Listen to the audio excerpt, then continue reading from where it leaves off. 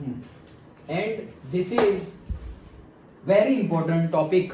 Okay, this stress strain curve समझने के लिए बहुत ही इंपॉर्टेंट टॉपिक है. इसके ऊपर से कॉम्पिटिटिव एग्जाम में बहुत सारे क्वेश्चंस आते हैं.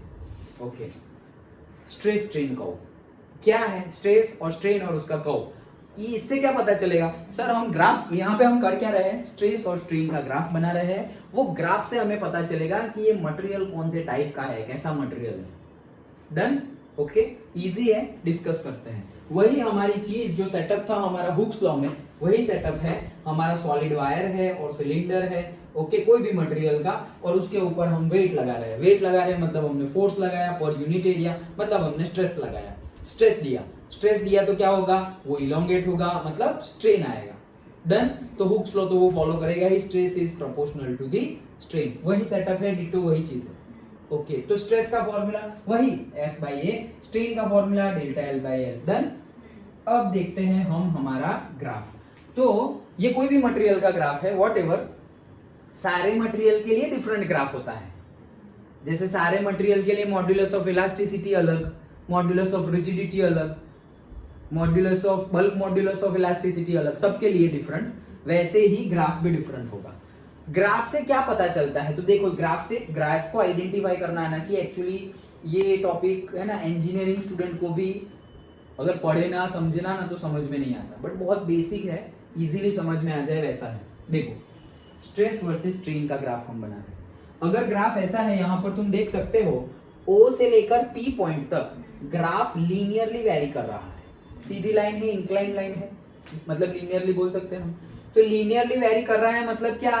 वो प्रोपोर्शनल है. मतलब क्या? स्ट्रेस बढ़ रहा है तो स्ट्रेन भी बढ़ रहा है लीनियरली.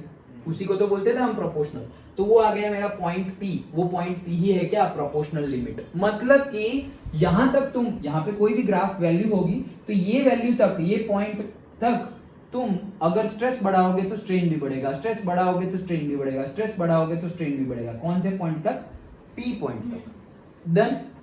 ओके. ओके, चलो अब आगे बढ़ते हैं. अगर P पॉइंट से आगे बढ़े तो क्या हो रहा है? यू कैन सी, यहां से यहां पर स्ट्रेट लाइन थी, यहां पर कर्व्ड लाइन हो गई. ओके, मतलब लीनियरली वेरी नहीं कर रहा है, मतलब डायरेक्टली प्रोपोर्शनल नहीं है. अब तक कैसा था? स्ट्रेस बढ़ रहा है, जैसे हमने डिस्कस किया था. स्ट्रेस अगर डबल हो गया, स्ट्रेन भी डबल हो गया. वो डायरेक्टली प्रोपोर्शनल हम बोलते हैं. लेकिन अब स्ट्रेस बढ़ रहा है तो स्ट्रेन भी बढ़ रहा है, लेकिन वो प्रोपोर्शनल नहीं है. समझ में आया? अगर हर बार सपोज तुम्हारा स्ट्रेस पर्टिकुलर न्यूटन पर मीटर स्क्वायर से बढ़ रहा है, तो जरूरी नहीं है कि स्ट्रेन भी तुम्हारा हर बार सेम मीटर और सेम सेंटीमीटर का इलोंगेशन शो करे. कब? अगर इसके बाहर गए तब. ओके, सो E पॉइंट मेरी क्या आ गया? यहां तक E पॉइंट तक वो क्या है? P to E तक कर्व्ड है. कर्व्ड है मतलब क्या? कि P to E तक वो प्रोपोर्शनलिटी शो करता नहीं है. पॉइंट P तक प्रोपोर्शनल है, इसलिए उसको पॉइंट को ही नाम दे दिया है हमने प्रोपोर्शनल लिमिट. मत प्रोपोर्शनल का मीनिंग क्या है? Stress is directly proportional to strain, जो हुक्स लॉ था हमारा वो. तो जैसे जैसे स्ट्रेस बढ़ेगा, वो हमने देखा ना, अगर यहाँ पर 1 kg लगाएंगे तो कुछ इलोंगेशन होगा, 10 kg लगाएंगे तो कुछ ज्यादा इलोंगेशन होगा. ओके, तो डायरेक्टली जैसे जैसे लोड बढ़ाओगे स्ट्रेन भी बढ़ेगा, लोड कम कर दोगे तो स्ट्रेन भी कम हो जाएगा. So stress is directly proportional to strain, Hooke's law. लेकिन ये हुक्स लॉ को फॉलो करेगा कहां तक? सिर्फ P पॉइंट तक. उसके बाद हुक्स लॉ को फॉलो नहीं करेगा. मतलब स्ट्रेस बढ़ेगा तो चलो स्ट्रेन भी बढ़ेगा, लेकिन डायरेक्टली प्रोपोर्शनल मतलब एग्जैक्ट प्रोपोर्शन में नहीं है. जैसे अब तक क्या हो रहा था कि 1 न्यूटन फोर्स लगाया, 1 सेंटीमीटर का इलोंगेशन हुआ. फिर 2 न्यूटन लगाया तो 1 की जगह अभी 2 सेंटीमीटर का इलोंगेशन हुआ. तो पॉइंट P तक ऐसे ही बढ़ रहा है. लेकिन फिर पॉइंट पे मतलब सपोज 10 न्यूटन पहुंच गए, अब 10 to 11 न्यूटन कर रहे हैं, तो वो 10 सेंटीमीटर से डायरेक्टली 11.5 सेंटीमीटर हो गया. क्यों? अब तक तो 1 सेंटीमीटर ही बढ़ रहा था, 1 न्यूटन पर 1 सेंटीमीटर बढ़ रहा था. अब थोड़ा और बढ़ गया, 1.5 बढ़ गया. अब तुमने 11 से 12 किया तो वो 11.5 से 11.6 हो गया. लो, बस इतना ही इलोंगेट हुआ, तुमने इतना बढ़ाया. मतलब प्रोपोर्शनली वो वेरी नहीं कर रहा है. समझ में आ गया? कहां से कहां तक? P से E तक, जो कर्व्ड लाइन है वहां. लेकिन अभी भी E से नीचे है वो, ई से नीचे है, P to E जा रहा है ना, ई से नीचे है, E शोज फॉर, से E स्टैंड्स फॉर इलास्टिसिटी, मतलब अभी भी E तक भी तुम्हारा मटेरियल जो है वो क्या से नेचर शो करता है, इलास्टिक बिहेवियर शो करता है, मतलब फोर्स तुमने हटाया तो its ability is there to regain its original shape and size. कहां तक? E तक। पॉइंट P E दोनों समझ में आ गए? पक्का? और आगे बढ़ रहे हैं, और आगे बढ़ेंगे तो बीच में सपोज एक पॉइंट F भी आ गया, ओके, मतलब वो F आ गया तो वहां पे कर्व था, अब थोड़ा वापस अलग हो रहा है, उसको तुम ना शो करोगे तो भी चलेगा, अदरवाइज F को अगर शो करो तो that is yield point, okay, लिखा होगा मैं ये F is equals to yield point, okay, मतलब तुम देख सकते हो कि ये जो यील्ड पॉइंट है, मतलब क्या, देखो यील्ड पॉइंट से देखो यहाँ पर तो लीनियर ही नहीं है, लेकिन कर्व भी बिहेव कर रहा था, लेकिन अब तो आगे गया ना, F तक तो गया ना, तो F तक तो क्या है, ये यील्ड पॉइंट मतलब क्या है, F से आगे जाओगे तुम तो स्ट्रेस थोड़ा ही बढ़ेगा लेकिन स्ट्रेन बहुत ज्यादा बढ़ जाएगा, स्ट्रेस थोड़ा ही बढ़ेगा, मतलब फोर्स तुमने थोड़ा ही बढ़ाया, जैसे अभी हम 11 पे पहुंचे थे तो 12 न्यूटन किया, सपोज मान लो हम पहुंचने वाले F पॉइंट पे पहुंच गए 11 न्यूटन पे, तो जैसे ही 11 से 12 न्यूटन किया, यहाँ पे 11 न्यूटन पे 11 सेंटीमीटर इलोंगेशन था, स्ट्रेन था, और अब डायरेक्टली 11 से 12 किया तो वो 11 यहाँ 20 सेंटीमीटर हो गया, लो इतना ज्यादा बढ़ गया, हाँ क्यों, यील्ड पॉइंट आ गया है उसका, समझ गए यील्ड पॉइंट मतलब क्या, बहुत ड्रास्टिकली वेरी करेगा, क्या, स्ट्रेन, क्यों, क्योंकि स्ट्रेन ही तो मिलेगा हमें, हम तो क्या अप्लाई करने वाले, हम स्ट्रेन थोड़ी अप्लाई करने वाले, हम तो फोर्स अप्लाई करने वाले, और फोर्स तो क्या बोलेंगे, फोर्स को स्ट्रेस मिलेगा ना, फोर्स से तो स्ट्रेस मिलेगा, स्ट्रेन थोड़ी मिलेगा, स्ट्रेन तो फोर्स लग रहा है उसकी वजह से इलोंगेशन हो रहा है, डन। तो F point is our yield point, अब देखो E point is our elastic point, मतलब E पॉइंट तक तुम्हारा ऑब्जेक्ट फोर्सेस रिमूव करने से अपनी original shape and size regain कर लेगा, अगर E से बाहर गए, अब वो E से आगे गए, E से यील्ड पॉइंट तक गए, तो अब वो original shape and size regain करेगा नहीं, समझ में आया, original shape and size regain नहीं करेगा, E से F तक जाओगे तब, E से आगे गए मतलब नहीं करेगा, दैट्स इट, लेकिन F पर पहुंचे तो F के बाद क्या हो रहा है, F पर पहुंचे तो क्या है, वो ओरिजिनल शेप एंड साइज, अब तो E के बाद कभी भी ओरिजिनल शेप एंड साइज वो रिगेन करने, अब वो खींचता चला जाएगा, ओके, तो वो खींचता चला जा रहा है, F यील्ड पॉइंट है, F यील्ड पॉइंट है मतलब क्या, वो पॉइंट के बाद अगर तुमने स्ट्रेस थोड़ा भी बढ़ाया तो स्ट्रेन बहुत ज्यादा बढ़ जाएगा, तो देखो अब ये ऐसे ना जाकर ऐसे जा रहे हैं, देखो ये ऐसे कर्व ऐसे जा रहा था और अब ये ऐसे सीधे जा रहा है, सीधे जा रहा है मतलब क्या बढ़ रहा है,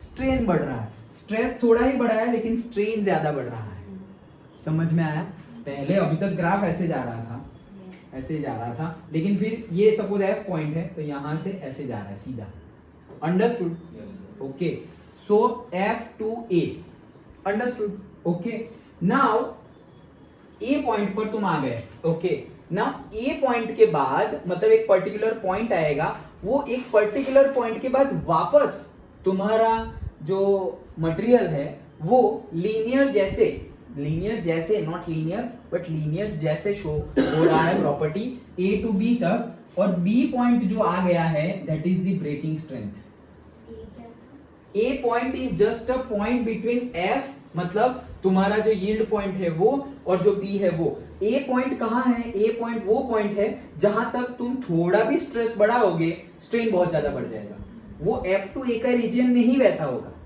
अब A से आगे जाओगे तो वापस वो नहीं है कि थोड़ा फोर्स स्ट्रेस बढ़ाओगे तो स्ट्रेन बहुत ज्यादा बढ़ जाएगा, नहीं, अब वापस थोड़ा स्ट्रेस बढ़ाओगे तो वापस थोड़ा ही स्ट्रेन बढ़ेगा, वापस थोड़ा कर्वेचर मोड में आ रहा है, देखो सीधा जा रहा है ना, ऐसे था अब वापस ऐसे हो गया, मतलब क्या, स्ट्रेस बढ़ रहा है तो स्ट्रेन भी बढ़ रहा है, लाइक दैट, अभी तक क्या था, स्ट्रेस थोड़ा बढ़े और स्ट्रेन बहुत ज्यादा बढ़ जाता था, कहां से कहां तक, F to A तक, देन अंडरस्टूड, ओके, अब A to B पहुंच गए, और अगर B पर पहुंचे तो that is the breaking strength, breaking strength मतलब क्या भाई, बस उसके दिन हो गए अब, ओके, B के बाद, अभी B के बाद ब्रेकिंग स्ट्रेंथ रीच हो गई, इसके बाद अब तुम थोड़ा भी फोर्स लगाओगे तो वो कभी भी टूट सकता है, यहां से E से B तक वो खींचा चला जाएगा, ई तक कैसा खींच, ई तक जाओगे तो भी खींचेगा, लेकिन ई तक कैसा होगा, फोर्स रिमूव करेंगे तो वापस उसके ओरिजिनल शेप साइज में आ जाएगा। लेकिन ई के बाद अब ओरिजिनल शेप और साइज में आने वाला नहीं है, अब वो खींचता चला जा रहा है, खींचता चला जा रहा है, तुम फोर्स बढ़ाते जा रहे हो, बढ़ाते जा रहे हो, स्ट्रेस बढ़ाते जा रहे हो, बढ़ाते जा रहे हो, और बी पॉइंट पर पहुंच गए। और बी पॉइंट पर पहुंच गए, इतना फोर्स बढ़ा दिया है तुमने कि B is the breaking strength, उसके ऊपर अभी थोड़ा भी बढ़ाया तुमने फोर्स तो वो कभी भी ब्रेक हो सकता है। कब ब्रेक हो सकता है हमें नहीं पता, लेकिन कभी भी हो सकता है। यस, कोई गारंटी नहीं, अब तुम जानो, लाइक दैट। ओके, बी के आगे गए तो कभी भी ब्रेक हो सकता है। और सी पॉइंट है हमारा ब्रेकिंग पॉइंट, ये है ब्रेकिंग स्ट्रेंथ।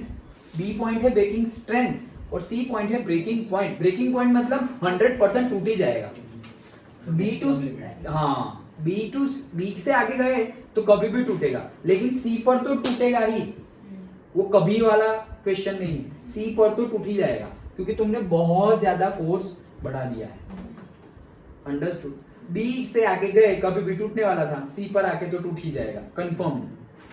तो वो हो गया ब्रेकिंग पॉइंट, वो थी ब्रेकिंग स्ट्रेंथ। डन?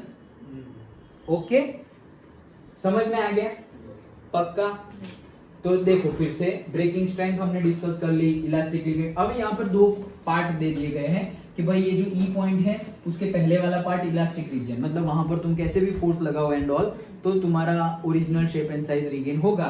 लेकिन ये लाइन के आगे गए, ये ग्रीन वाले पार्ट में गए तो अब वो प्लास्टिक रीजन हो गया है। प्लास्टिक मतलब वो अपना ओरिजिनल शेप साइज में आएगा नहीं, फोर्स लगाया तो लगाया, वो टेढ़ा मेढ़ा हो जाएगा फिर। ओके, वो टेढ़ा मेढ़ा हो जाएगा उसके बाद। नाउ ये हमने डिस्कस किया, P proportional limit, stress is proportional to strain, हमारा हुक्स लॉ। एफ हमारा यील्ड पॉइंट है, that we have discussed. Yield point मतलब क्या हमने डिस्कस किया, क्या उसके अकॉर्डिंगली उसके रिलेटेड कुछ भी तो बताओ। यील्ड पॉइंट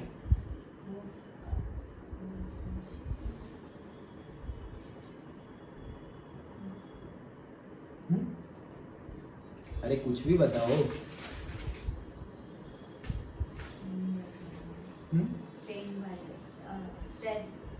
स्ट्रेस की वजह से स्ट्रेन ज्यादा ही। Yes, yield point is nothing but उसके आगे अगर हम गए तो थोड़े से ही increase, for a small increase in the stress there is too much hike और too much increase in the strain, that is the yield point.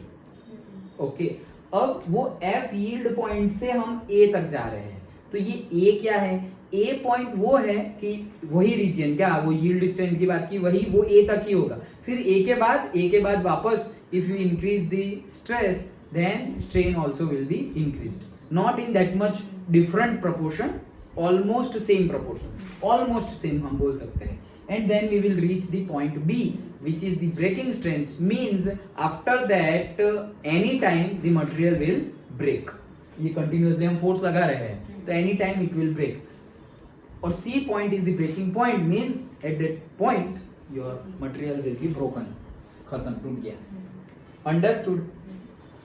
अभी कभी कभी ऐसा पूछ लेते हैं कि ये जो slope of the stress strain curve है, मतलब सपोज ये स्ट्रेस स्ट्रेन कर्व है, उसका अगर स्लोप हम निकाले, अगर हम स्लोप निकाले तो वो क्या देगा?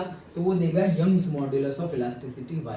ये याद रखना, पूछा जाता है, मतलब से कॉम्पिटिटिव की बात कर रहा हूँ।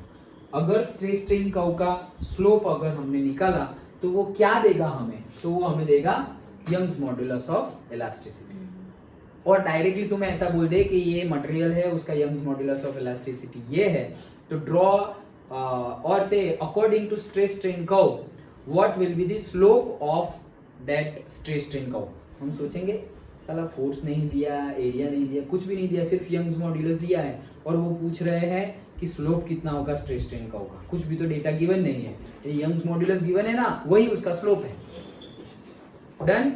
ओके, एंड ऐसा ही एक one more question, area of stress strain curve, मतलब ये स्ट्रेस स्ट्रेन कर्व है, उसके नीचे का पूरा एरिया, ये लाइन किया हुआ है वो पूरा का पूरा एरिया, वो अगर तुमने फाइंड किया तो वो कौन सी वैल्यू देगा? Elastic energy per unit volume. क्या? Elastic energy per unit volume. उसको इलास्टिक और से उसको एनर्जी डेंसिटी भी बोलते हैं, लिखना हो तो लिख लो। यूनिट वॉल्यूम हो तो डेंसिटी और यूज नहीं करते, तो मास पर डेंसिटी, मास पर यूनिट वॉल्यूम तो density, energy per unit volume को हम एनर्जी डेंसिटी भी बोलते हैं। ओके, सो एनर्जी डेंसिटी बोले या elastic energy per unit volume बोले, वो कैसे मिलेगी? सो हमारा जो स्ट्रेस स्ट्रेन कर्व है उसके अंडर का जो भी एरिया होगा वो एरिया अगर हमने फाइंड कर लिया तो हमें elastic energy per unit volume मिलेगी। अगर elastic energy per unit volume हमें गिवन है और बोले कि स्ट्रेस स्ट्रेन कर्व का एरिया फाइंड करो, फिर तुम बोलोगे इतने कॉम्प्लिकेटेड, थोड़ा रेक्टेंगल ट्रायंगल होता तो हम फाइंड कर लेते, इतने कॉम्प्लिकेटेड का एरिया कैसे फाइंड करें? अरे तुम्हें जो गिवन है एरिया वही है, मतलब तुम्हें जो elastic energy per unit volume given है वही एरिया है, तुम्हें सिर्फ वहां से वैल्यू उठा के डाल देनी है। अंडरस्टूड? तो वैसे क्वेश्चन कॉम्पिटिटिव में भी पूछते हैं। अदरवाइज हमें यहाँ पर तो स्ट्रेस स्ट्रेन कर्व समझना इंपॉर्टेंट था।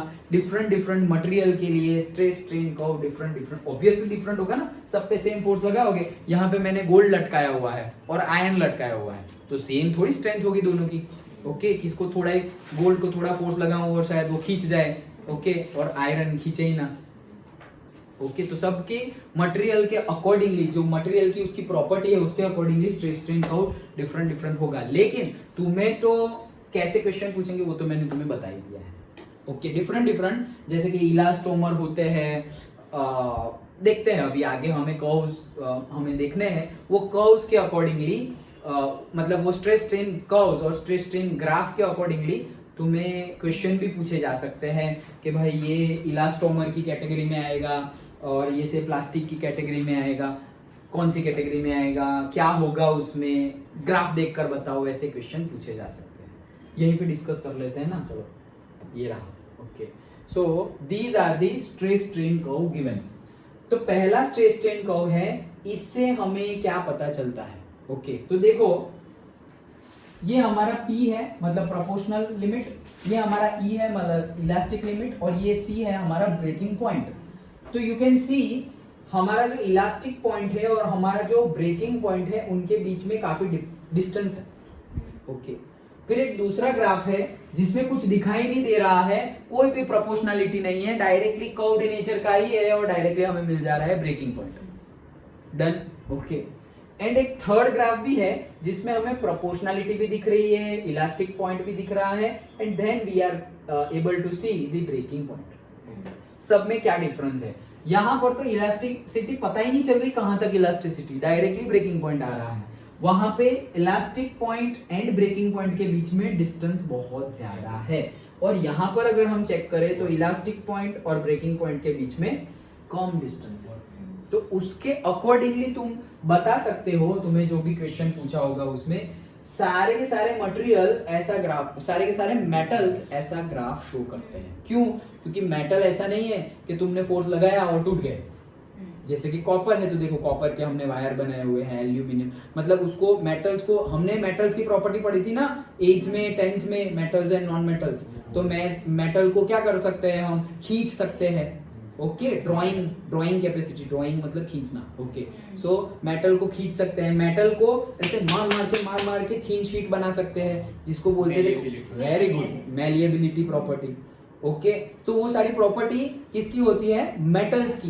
दैट मीन्स कि वो उसको क्या बोला जाता है? डक्टाइल मटेरियल बोला जाता है। मतलब तुम मारोगे तो ऐसा नहीं डायरेक्टली टूट गया, उसकी थोड़ी इलास्टिक लिमिट होती है, और इलास्टिक लिमिट के बाद भी ऐसा नहीं तुम इलास्टिक लिमिट के आगे चले गए तो वो डायरेक्टली टूट जाएगा, वो खींचेगा फिर लास्ट में टूटेगा।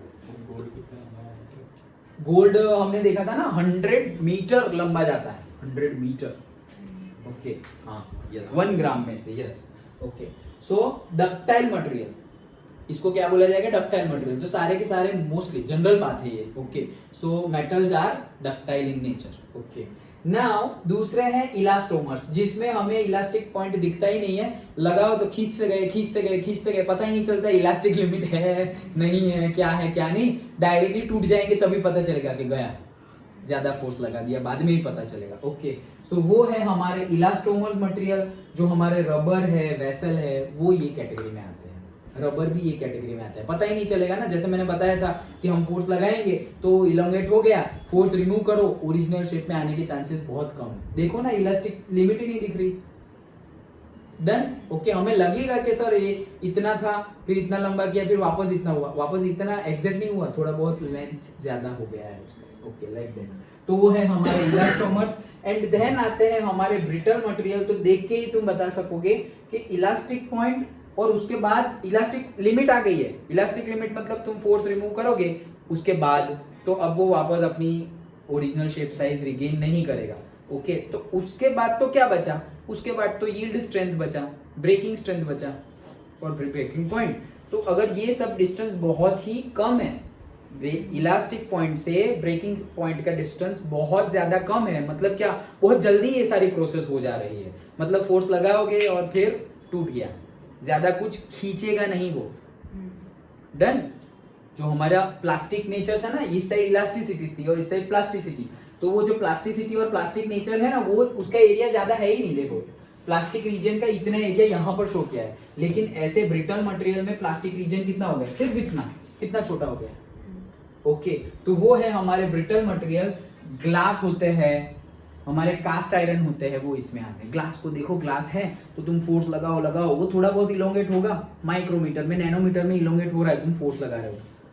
इलास्टिक मतलब तुम फोर्स हटाओगे तो वापस अपना original shape and size regain कर लेगा। ओके, फोर्स हटाओगे तब, मतलब वो तो नैनोमीटर की बात कर रहा हूं मैं, उतना इलोंगेट हमें तो दिखेगा ही नहीं सर, ग्लास थोड़ी इलोंगेट होता है, हम तो ऐसा ही मानते हैं, होता है लेकिन इतना कम होता है कि हम देख नहीं सकते।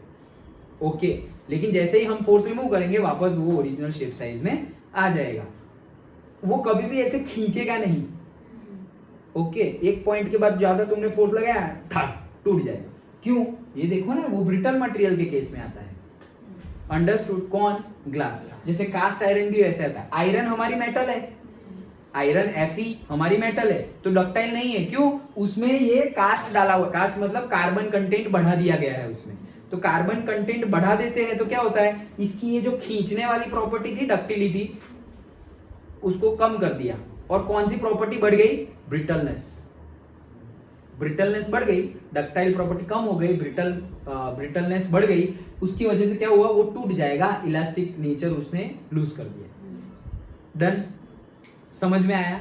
तो ग्राफ तुम्हें ऐसे देंगे और फिर बताएंगे, सपोज 3-4 ग्राफ ड्रॉ कर दिए हैं और बताएंगे कि आइडेंटिफाई करो कि इसमें मेटल का कौन सा है, इलास्टोमर का कौन सा है, और से हमारे ब्रिटल मटेरियल का कौन सा है और डक्टाइल मटेरियल का कौन सा है। तो जो मेटल का होगा वही डक्टाइल का है।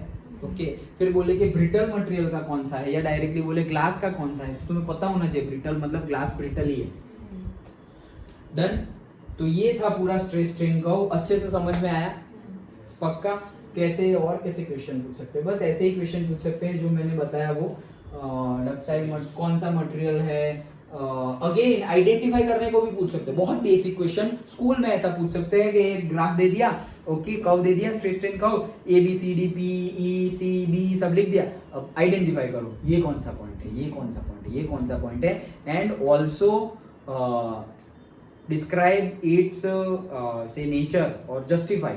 मतलब तुम बोल दोगे कि यील्ड पॉइंट है, तुमने आइडेंटिफाई कर दिया कि this point is yield point, उसका मीनिंग क्या है भाई वो भी बताओ। वैसा वो बेसिक क्वेश्चन पूछ सकते हैं स्कूल में। अंडरस्टूड? तो ये था पूरा स्ट्रेस स्ट्रेन कर्व। समझ में आ गया? पक्का?